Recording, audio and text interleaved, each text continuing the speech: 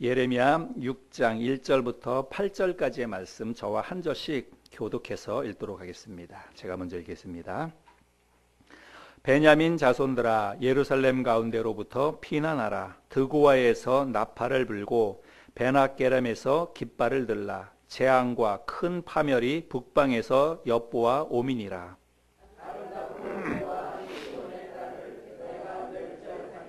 목자들이 그 양떼를 몰고 와서 주위에 자기 장막을 치고 각기 그 처소에서 먹이리로다.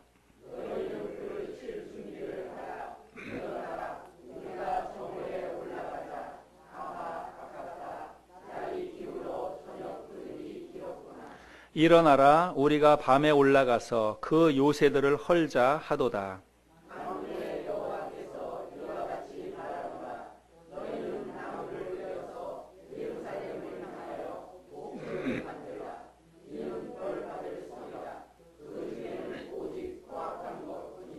샘이 그 물을 솟구쳐냄 같이 그가 그 악을 드러내니 폭력과 탈취가 거기에서 들리며 질병과 살상이 내 앞에 계속하느니라. 예루살렘아, 너는 훈계를 받으라. 그리하지 아니하면 내 마음이 너를 싫어하고 너를 황폐하게 하여 주민이 없는 땅으로 만들리라. 아멘. 오늘은 10월 1일입니다. 여러분, 10월 1일은 무슨 날이죠? 국군의 날입니다. 국군의 날. 그래서 예전에는 국군의 날 하면 여의도 광장에서 군인들 그 퍼레이드도 하고 굉장히 국군의 날 행사를 크게 하고 그랬죠. 이제 요즘은 그런 거 잘 안 하는 것 같습니다. 며칠 전에 뭐 국군의 날 행사도 하기도 했다고 그러는데 뭐 어떻게 했는지도 모르고 그냥 지나갔죠. 지금은 그 어느 때보다도 우리나라 국가 안보가 위기의 상황입니다. 저도 이렇게 보면 많은 분들이 얘기하지만 분단 이후에 가장 지금이 위기의 순간이다 이렇게 이야기하는데 그거는 우리가 피부적으로 느끼는 것처럼 실제로 그런 것 같습니다. 근데 진짜로 전쟁은 이 땅에서 일어나면 안 됩니다. 전쟁을 일어나면 승자도 패자도 없어요. 수없이 많은 사람들이 목숨을 잃게 될 것이고 그리고 아마 국가는 회복불능의 상태에 빠지게 될 것입니다. 그래서 우리가 그 어느 때보다도 나라를 위해서 기도해야 될 때가 바로 지금이라고 생각을 합니다. 오늘 우리가 함께 나누려고 하는 이 오늘 말씀에 보면 하나님께서 유다 민족을 멸망시키시겠다고 경고하시는 말씀이 기록되어져 있습니다. 우리 1절과 2절 말씀을 다시 한번 볼까요? 1절, 2절. 베냐민 자손들아 예루살렘 가운데로부터 피난하라. 드고아에서 나팔을 불고 베낫게렘에서 깃발을 들라. 재앙과 큰 파멸이 북방에서 엿보아 오미니라. 아름답고 우아한 시온의 딸을 내가 멸절하리니. 특별히 여기 2절 말씀에 아름답고 우아한 시온의 딸을 하나님이 멸절시키겠다고 말씀합니다. 여기 아름답고 우아한 시온의 딸은 어느 곳을 이야기하냐면 이거는 예루살렘 성을 이야기하는 것입니다. 예루살렘을 이야기하는 것입니다. 여러분, 예루살렘은 유다의 수도이지요. 남쪽 유다의 수도입니다. 그러니까 이 말은 남유다의 수도인 예루살렘을 멸망시키시겠다는 것은 유다 나라를 멸망시키시겠다고 하는 그런 말씀이죠. 특별히 여기 1절 말씀에 보면 베냐민 자손들아 예루살렘으로부터 피난하라 이렇게 말씀하고 있는데 우리들이 잘 아는 것처럼 남유다는 두 지파가 구성이 된 그 국가입니다. 그래서 남유다는 유다 지파와 베냐민 지파가 두 지파가 그 남쪽 유다 나라를 이루었죠. 나머지 10지파는 북이스라엘 나라를 이루었고, 그런데 지금 베냐민 지파는 특별히 어느 곳에서 살았냐면 북쪽 이스라엘과의 경계선상에서 살았던 지파가 베냐민 지파이고 유다 지파는 조금 더 밑으로 내려와서 예루살렘을 중심으로 해서 땅을 분배받았던 지파가 유다 지파입니다. 근데 지금 이 말씀에 보면 베냐민 자손들아 예루살렘으로부터 피난하라 이렇게 말씀하고 있어요. 특별히 우리가 지금 보는 성경이 예레미야 성경인데 예레미야 선지자도 베냐민 지파 사람입니다. 그러니까 예레미야 선지자를 통해서 베냐민 지파 사람들에게 빨리 다른 곳으로 피난하라고 이야기를 하는 거예요. 왜 그러냐면 예루살렘을 이제 하나님이 멸망시킬 그런 계획을 갖고 있기 때문에 빨리 그곳으로부터 도망가라고 이야기하는 것입니다. 그리고 여기 말씀해 보면 드고아라고 하는 지방도 나오고 베낫게렘이라고 하는 지방도 나오는데, 드고아나 베낫게렘이나 이런 지역은 예루살렘에서 한 10여 킬로 정도 떨어져 있는 예루살렘 주변에 있던 도시들입니다. 그러니까 예레미야 선지자로 하여금 그 지역에 있는 사람들에게도 가서 빨리 하나님의 이 그 재앙 심판이 임박했으니까 빨리 피난하라고 그렇게 선포하라고 예레미야를 통해서 하나님이 지금 말씀을 하고 있는 것입니다.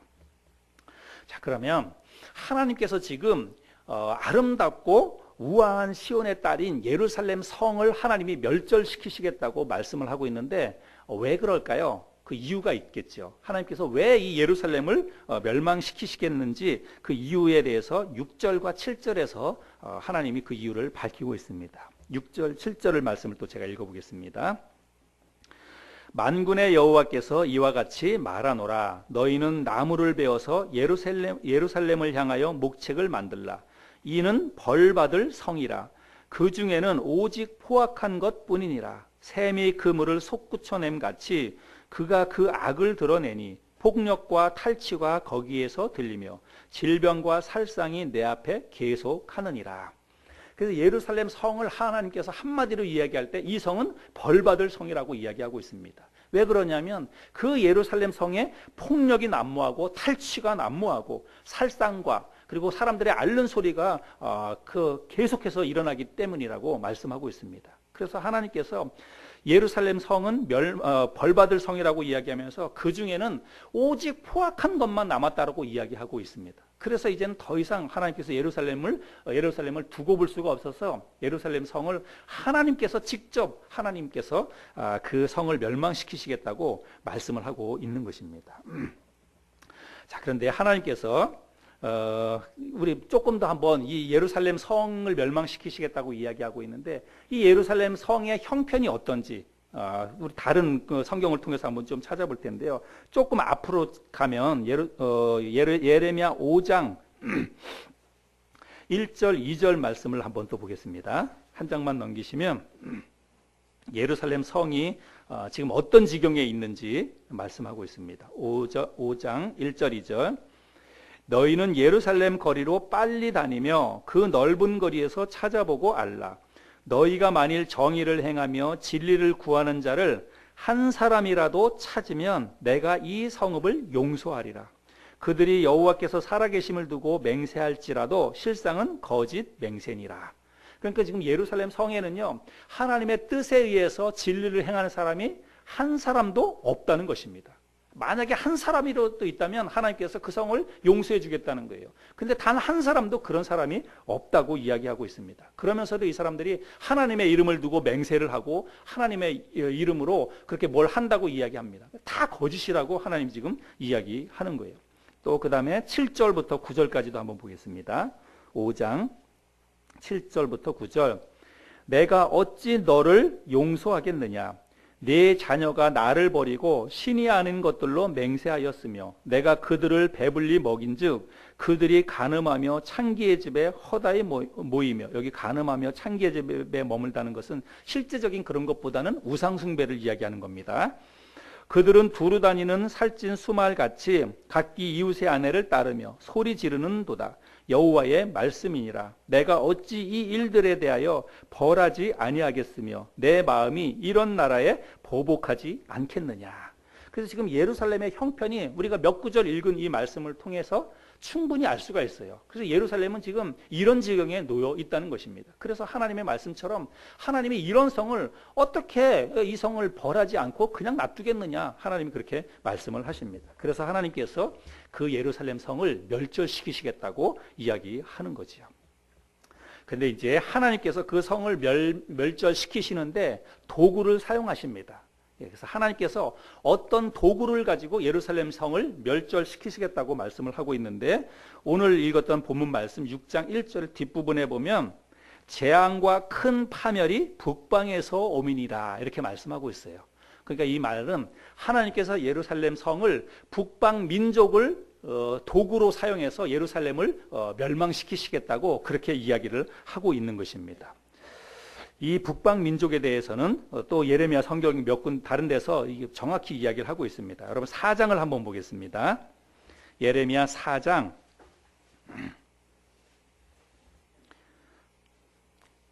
하나님께서 재앙과 큰 파멸이 북방에서 오미니라 이렇게 이야기하고 있는데 이 북방이 어떤 것을 이야기하고 있는지 우리가 한번 찾아서 보겠습니다. 4장 5절부터 9절까지 읽겠습니다. 너희는 유다에 선포하며 예루살렘에 공포하여 이르기를 이 땅에서 나팔을 불라 하며 또 크게 외쳐 이르기를 너희는 모이라 우리가 견고한 성으로 들어가자 하고 시온을 향하여 깃발을 세우라 도피하라 지체하지 말라 내가 북방에서 재난과 큰 멸망을 가져오리라. 여기서도 지금 북방에서부터 재난을 가져오겠다 말씀하죠. 그 다음에 사자가 그 수풀에서 올라왔으며 여기 사자는 바벨론을 이야기하는 것입니다. 나라들을 멸하는 자가 나와왔으되 내 땅을 황폐하게 하려고 이미 그의 처소를 떠났은즉 내 성읍들이 황폐하여 주민이 없게 되리니 이로 말미암아 너희는 굵은 배를 두르고 애곡하라. 이는 여호와의 맹렬한 노가 아직 너희에게서 돌이키지 아니하였음이라. 여호와의 말씀이니라. 그날에 왕과 지도자들은 낙심할 것이며 제사장들은 놀랄 것이며 선지자들은 깜짝 놀라리라. 그 다음에 5장으로 가세요. 5장 15절부터 17절까지도 또 한번 보겠습니다. 5장 15절부터 17절 여호와의 말씀이니라. 이스라엘 집이여 보라 내가 한 나라를 먼 곳에서 너희에게로 오게 하리니 곧 강하고 오랜 민족이라. 그 나라 말을 네가 알지 못하며 그 말을 네가 깨닫지 못하느니라. 그 화살통은 열린 무덤이요 그 사람들은 다 용사라. 그들이 내 자녀들이 먹을 추수곡물과 양식을 먹으며 내 양떼와 소떼를 먹으며 내 포도나무와 무화과나무 열매를 먹으며 내가 믿는 견고한 성들을 칼로 파멸하리라. 이런 말씀들을 통해서 보면 하나님께서 북방에 있는 어떤 한 나라, 한 민족을 이제 그 예루살렘 성으로 데리고 와서 예루살렘 성을 지금 멸망시키시겠다고 이야기하는 것입니다. 여러분 이 북방에 있는 한 민족, 한 나라 이게 바로 바벨론 제국입니다. 그래서 하나님은 지금 북방에 있던 바벨론 제국을 통해서 패역한 유다 민족, 하나님의 말씀을 떠나고 하나님을 배반하고 우상을 숭배하는 이 예루살렘 성을 하나님이 지금 진멸시키시겠다고 말씀을 하고 있는 것이죠. 그리고 이제 실제로 우리가 구약 성경을 통해서 역사서를 통해서 예루살렘 성이 유다가 멸망되는 것을 우리는 성경을 통해서 확인할 수 있습니다. 유다의 18대 왕인 여호야김 때부터 시작해서 바벨론의 침공을 받게 됩니다. 남쪽 유다가. 그리고 유다의 마지막 왕은 20대 왕인데 20대의 시드기야 왕 때 남쪽 유다가 완전히 멸망당하는 것을 보게 됩니다. BC 586년에 있었던 일입니다.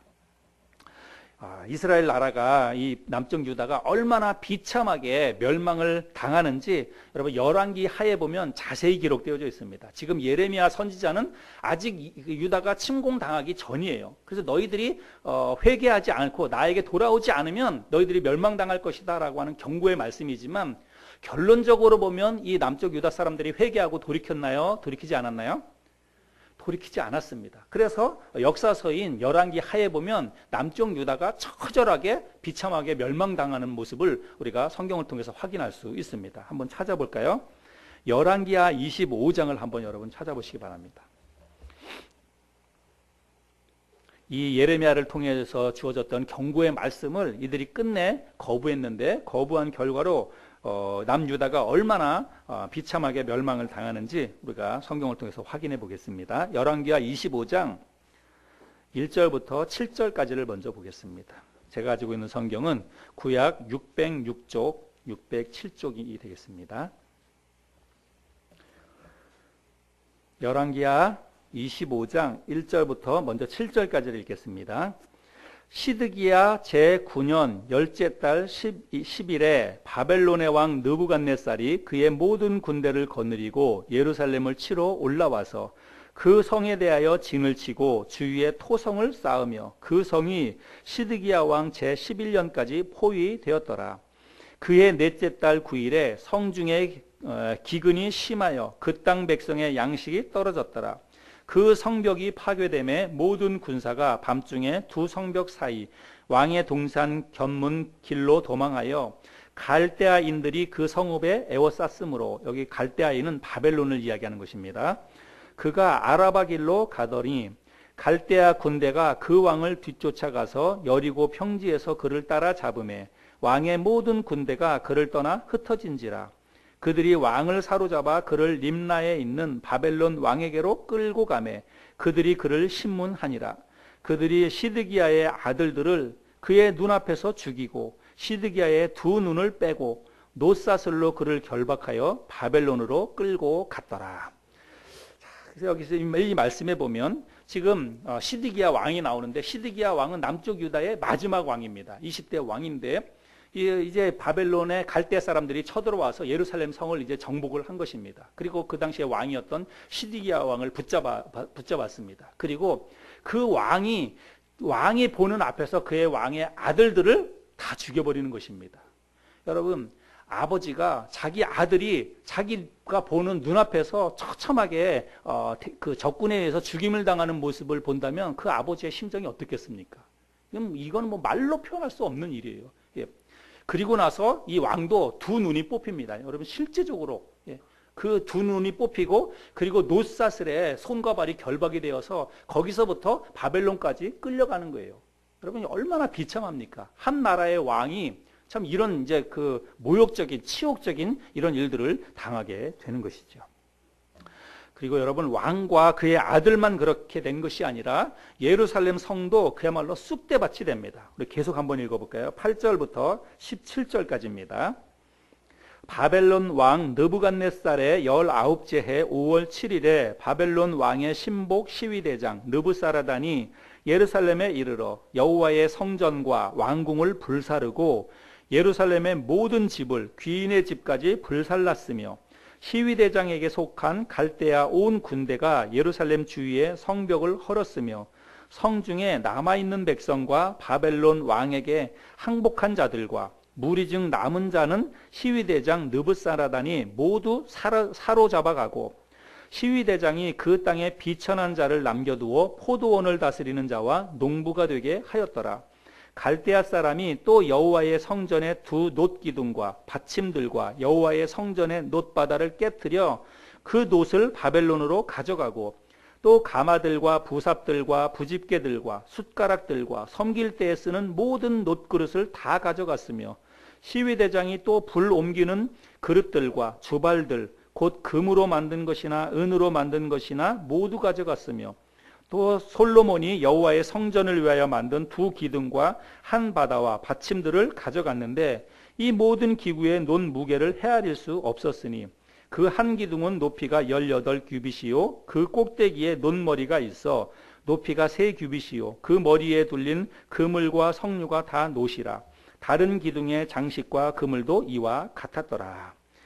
여기 이름을 말씀해 보면 많은 사람들이 이날 목숨을 잃었습니다. 그리고 살아남은 사람들은 포로로 잡혀가든지 아니면 조금 좀 비천한 사람들, 뭐 그냥 힘도 못 쓸 만한 뭐 그런 사람들은 남겨두고 그 나라에서 포도원을 치거나 농사를 짓는 그야말로 종으로 삼았다고 이야기하고 있습니다. 그리고 집들도 다 불살라 버렸다고, 하다못해 왕궁과 많은 사람들, 왕궁과 하나님의 성전도 싸그리 다 불살라 버렸다고 이야기하고 있습니다. 그리고 솔로몬 때에 세워졌던 그 하나님의 영광스러운 성전도 이제 다 불살라지고 성전에 있었던 모든 그런 성전의 기물들을 다 빼앗아서 바벨론으로 가져갔다는 거예요. 심지어는 숟가락까지 다 가져갔다고 이야기하고 있습니다. 그러니까 철저하게 예루살렘 성이 완전히 다 짓밟히는 것을 우리가 볼 수가 있습니다. 여러분, 예루살렘 그리고 이 유다 백성들은 어떤 사람들입니까?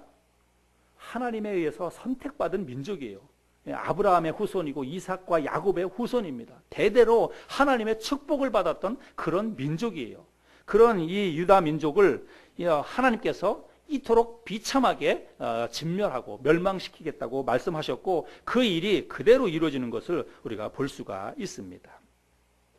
자, 우리가 오늘 함께 나눈 이 말씀을 통해서 생각해 볼 것들이 있습니다. 여러분, 이 말씀을 한번 잘 생각해 보세요. 지금 이런 모든 일들, 그 예루살렘에서 일어나고 있는 이런 모든 일들이 여러분 지금 누구에 의해서 이런 것들이 일어나는 걸까요? 하나님에 의해서 지금 이런 일들이 일어나고 있습니다. 하나님께서 그들에게 경고하셨어요. 너희들이 지금이라도 회개하고 돌이키지 아니하면 저 북방에 있는 바벨론을 내가 끌어와서 너희들을 진멸시키겠다고 예레미야를 통해서 하나님이 그렇게 경고하셨어요. 오늘 예레미야 말씀은 그런 경고의 말씀입니다. 그런데 결론적으로 보면 그 경고의 말씀을 그들이 따르지 않았어요. 그 경고의 말씀도 무시했습니다. 그래서 결국 우리가 열왕기의 하를 통해서 이들이 어떻게 멸망당했는지를 우리가 보았습니다. 여러분, 우리는 지금 이것을 뭘 통해서 이런 사실들을 확인하냐면 성경을 통해서 우리가 이런 사실들을 보는 거예요. 성경을 통해서 보니까 이것이 지금 하나님에 의해서 이루어지고 있는 일들이다라고 하는 것을 우리가 알 수가 있는 것이죠. 근데 여러분, 만약에 우리가 이 사건을 성경을 통해서 보지 않고 그냥 역사적인 일로만, 역사적인 관점에서 본다면 우리가 이런 일들을 어떻게 해석하는 겁니까? 이거는 그냥 그 당시에 초강대국이었던 바벨론 제국이 힘없고 약소한 그 나라, 유다 나라를 그냥 점령한 것으로, 전쟁사로만 우리가 이해를 하게 될 것입니다. 이스라엘은 우리들이 잘 아는 것처럼 우리나라처럼 남북으로 나뉘어졌어요. 그리고 남북으로 나뉘어져서 반통 자르면 사실은 그렇게 큰 나라가 아닙니다. 우리나라랑 비슷한 형편이라고 그렇게 보면 될 것 같습니다. 그랬던 이 남쪽 유다가 진짜 힘이 없지요. 남쪽 유다는 그야말로 두 지파가 형성된 나라이고 힘이 없습니다.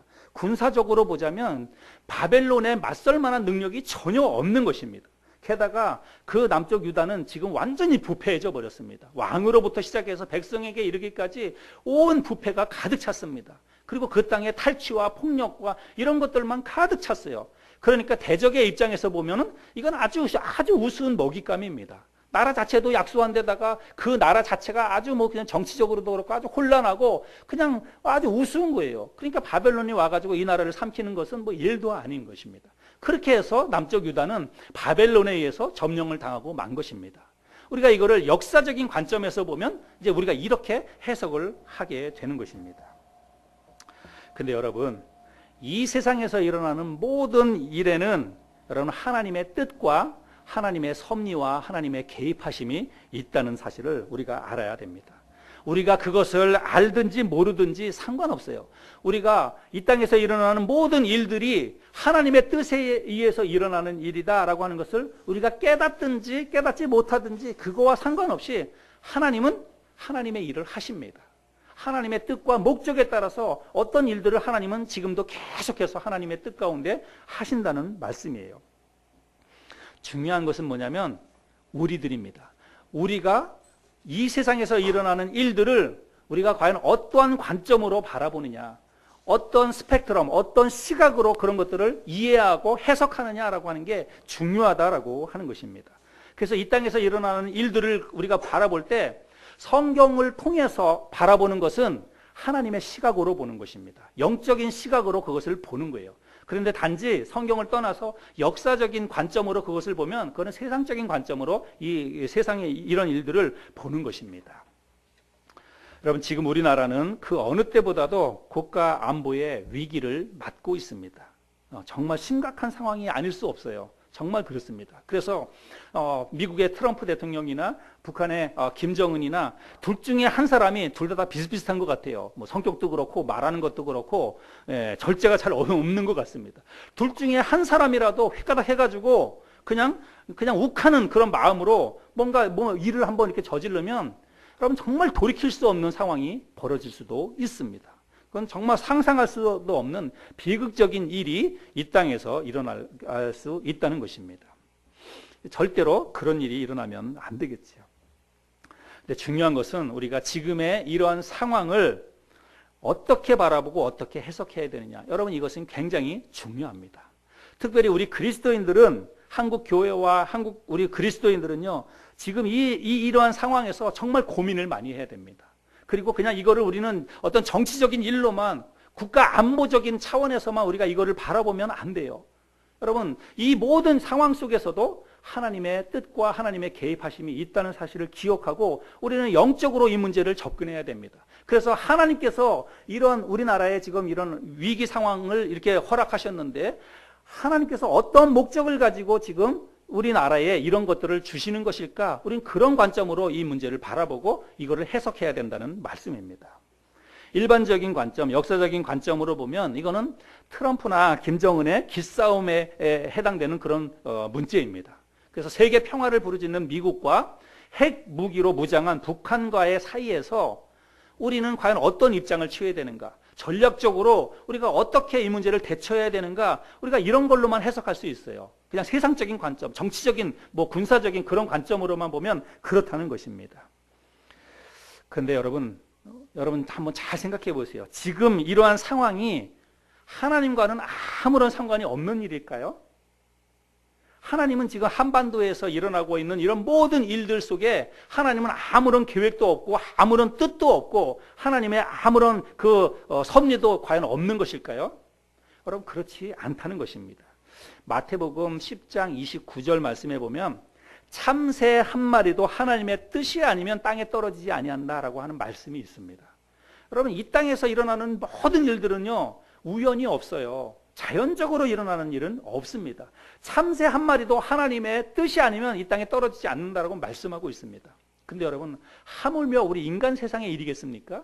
우리 인간들이 참새보다 얼마나 더 소중한 존재입니까? 그러니까 인간 세상에서 일어나는 그 모든 일들의 뒷면에는 하나님의 뜻과 계획과 섭리가 있다는 거예요. 지금 한반도에서 이런 위기 상황이 일어나는 것도 이게 결코 우연한 일이 아니고 결코 저 김정은이나 트럼프 두 사람만의 일이 아니라고 하는 것입니다. 여기에 하나님의 계획과 하나님의 특별하신 섭리가 있다는 사실을 우리가 기억해야 돼요. 우리는 하나님의 관점으로 이 문제들을 접근하고 해석을 해야 된다는 사실입니다. 여러분 하나님께서 패역한 예루살렘, 하나님을 떠난 유다 민족을 멸망시키시기 위해서 하나님이 들어 쓰신 도구는 뭐냐면 저 북방에 있었던 바벨론 제국이었습니다. 그 바벨론 제국을 끌어와서 하나님이 회초리로 예루살렘을 지금 다스리겠다고 하나님이 지금 말씀하고 있는 거예요.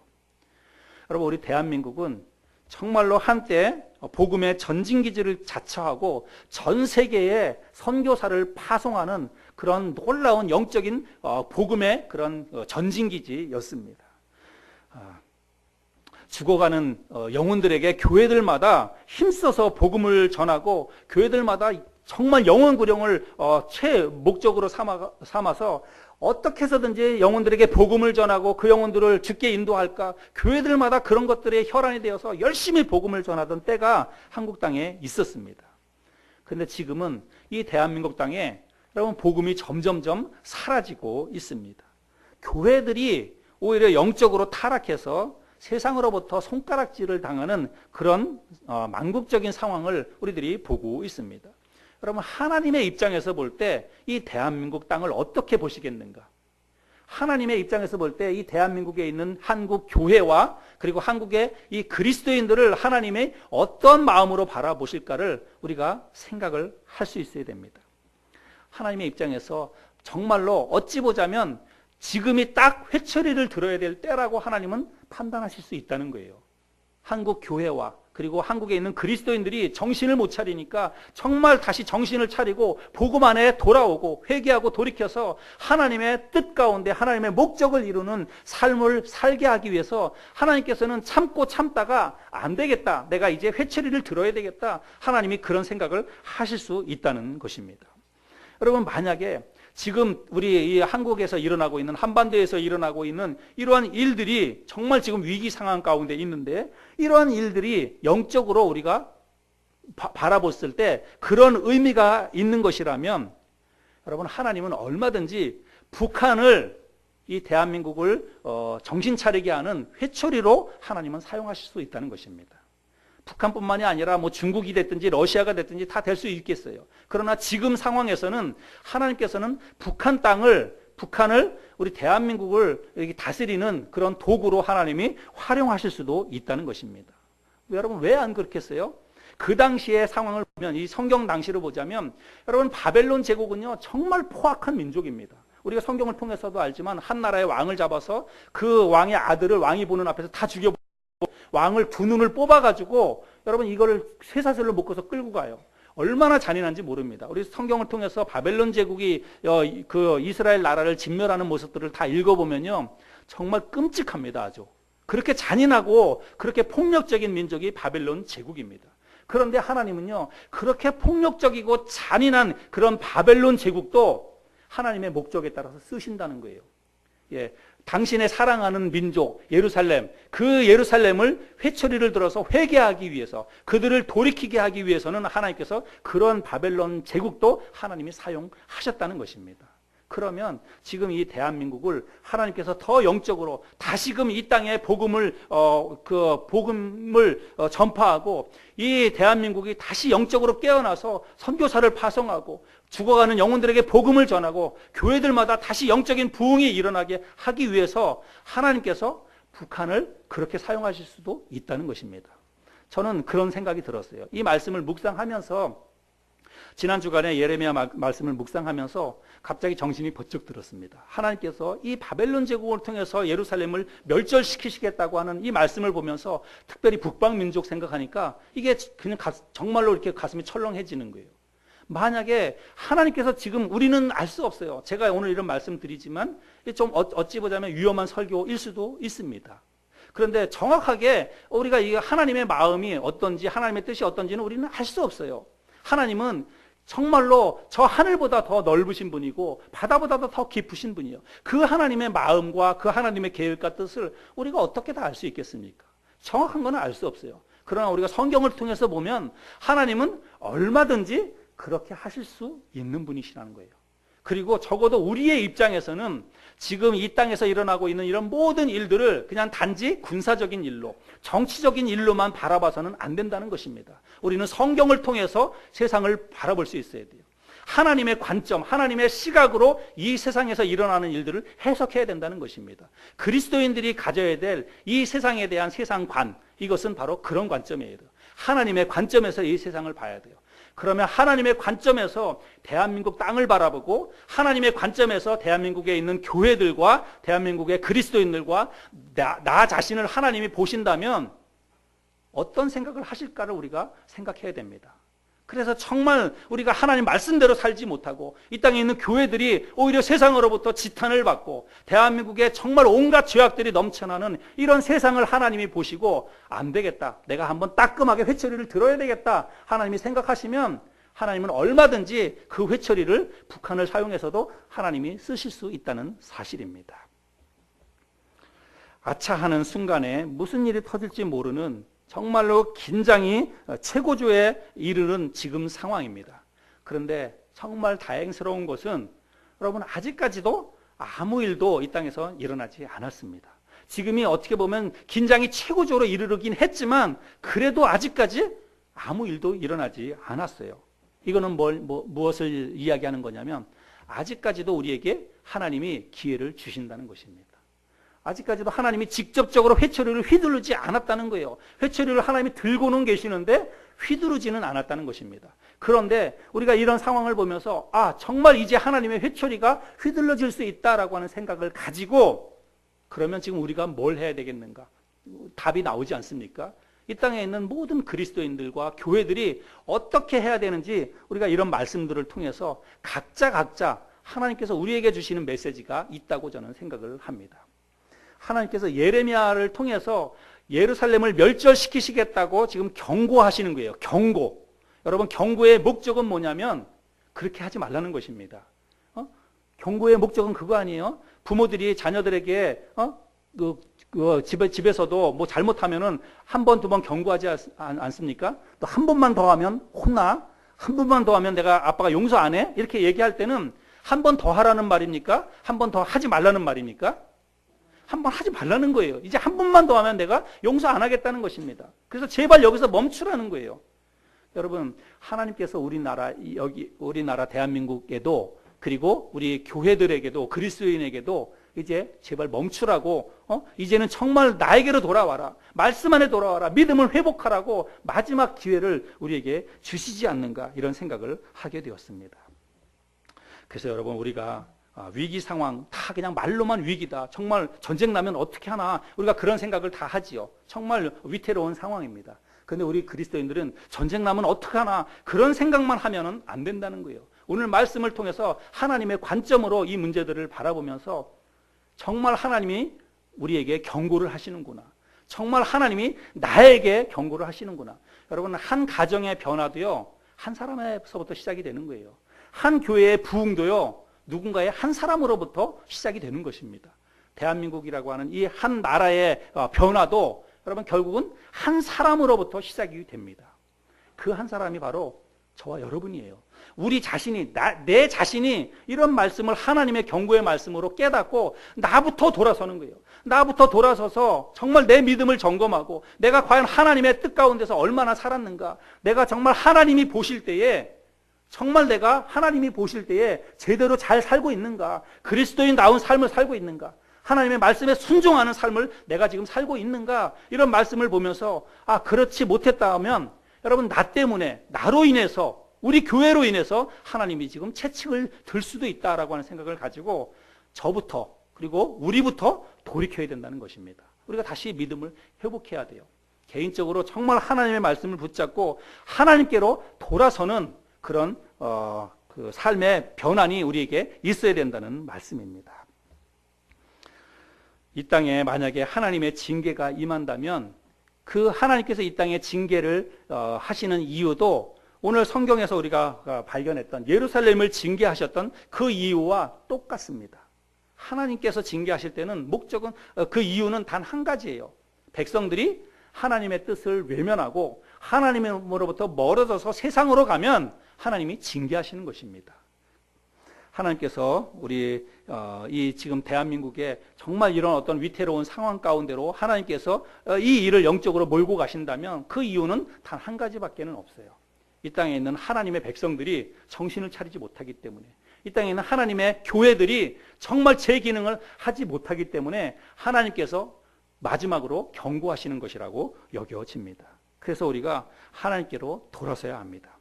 그리스도인 각자가 세상으로부터 삶의 방향과 삶의 목적을 하나님께로 바꿔야 됩니다. 우리는 나도 모르는 사이에 물질 만능주의에 우리도 빠져서 살지요. 그리고 이기주의가 만연한 세상 가운데 살면서 그리스도인이긴 하지만 나도 가장 먼저 나부터 챙겨요. 우리 가정부터 챙기고 다른 사람을 돌아보고 힘없고 연약한 사람들을 돌아보고 섬기는 일에는 그냥 다 뒷전으로 하고 각자 자기 삶에만 바쁩니다. 자기 가정만 돌아보기에 바빠요. 근데 이런 모든 것들은요, 하나님의 관점에서 하나님께서 보실 때에는 채찍의 대상이라고 하는 것입니다. 그래서 먼저는 우리 자신들이 하나님과의 관계 속에서 믿음을 회복하고 내가 정말 하나님으로부터 멀어져서 어느 순간에 나도 모르는 사이에 정말 세상 쪽으로 자꾸 끌려가고 있었다고 한다면 이런 말씀을 통해서 나부터 하나님께로 돌아서야 됩니다. 삶의 목적과 방향을 다시 하나님께 맞추고 하나님께로 돌아가야 돼요. 그리고 실제의 삶 가운데에서도 우리가 그리스도인으로서 공의를 실천하고 바르고 정직하게 그리고 정말 깨끗하게 정결한 삶으로 우리가 삶의 회개가 우리의 삶 가운데 일어나야 된다는 것입니다. 다른 사람이 아니에요. 나부터 그리고 우리 교회부터 그런 자정의 능력이 그 노력이 일어나게 될 때에 하나님의 징계는 유예가 되는 것입니다. 하나님께서 채찍을 들기로 결정하셨다가도 오늘 예레미야 성경을 통해서도 하나님이 말씀하시지 않습니까? 하나님께서 너는 훈계를 받으라. 훈계를 받으라. 이 말은 뭐예요? 지금 내가 경고할 때 잘 새겨듣고 돌이켜라. 그러면 내가 용서해 주겠다는 것입니다. 그러면 하나님께서 이 땅에도 자유와 평안함을 주시겠다는 거예요. 지금 우리나라의 국가 이 위기는 우리 그리스도인들이 어떻게 하느냐에 달려있다라고 저는 믿습니다. 그리스도인들이 하나님 말씀으로 다시 돌아가고 영적으로 하나님께로 우리의 삶을 돌이키게 된다면 이 땅의 자유와 평안은 다시 유지가 될 것입니다. 여러분, 하나님은 천지우주 만물을 창조하신 창조주 하나님이십니다. 또 당신이 만드신 모든 세상을 직접 다스리시고 주관하고 계시는 이 세상의 주관자이십니다. 그러면 이 땅에서 일어나는 모든 일의 뒤에는 여러분 하나님의 섭리와 하나님의 목적과 하나님의 개입하심이 있다는 사실을 우리가 기억해야 합니다. 지금 한반도에서 일어나는 이런 모든 일 뒤에도 여러분, 저는 분명히 하나님의 목적과 하나님의 뜻이 있다고 저는 믿습니다. 우리가 영적인 시각으로 하나님의 관점으로 이런 것들을 해석하고 그렇다고 한다면 하나님의 관점으로 보자면 틀림없어요. 지금 하나님께서 뭔가 우리에게 지금 경고를 하고 계시는 것입니다. 그러면 우리가 뭘 해야 될까? 이 땅에 있는 그리스도인들이 그리고 한국 교회가 뭘 해야 될까라고 하는 것들이 자명하지요. 우리가 깨어서 기도해야 될 때입니다. 그리고 각자가 더 하나님 앞으로 가야 됩니다. 매일매일 삶 가운데서 우리 한 사람 한 사람 그리스도인 저와 여러분들이 하나님 말씀대로 살아야 되고 실제로 삶 가운데에서도 하나님의 뜻에 순종하면서 바르고 정직하고 공의롭게 그리고 정결한 그런 삶을 우리가 실천해야 됩니다. 그런 삶이 확산이 되게 될 때에 교회적으로 그리고 나라적으로도 하나님의 이 징계를 우리가 뒤로 미룰 수 있다는 사실입니다. 오늘 들려주신 이 말씀을 우리가 잘 새겨듣고 지금 어느 때보다도 위태롭고 좀 위기의 상황 속에 빠져 있는 이런 상황이지만 그냥 세상적인 일로만 생각하지 말고 하나님의 뜻과 목적이 있다는 것을 기억하고 내가 과연 뭘 해야 될까? 이럴 때 우리 그리스도인들은 어떻게 살아야 되는 걸까라고 생각하면서 오늘 함께 나눈 교훈들을 실제 삶 가운데 적용하고 실천할 수 있는 저와 여러분들이 될 수 있기를 바랍니다.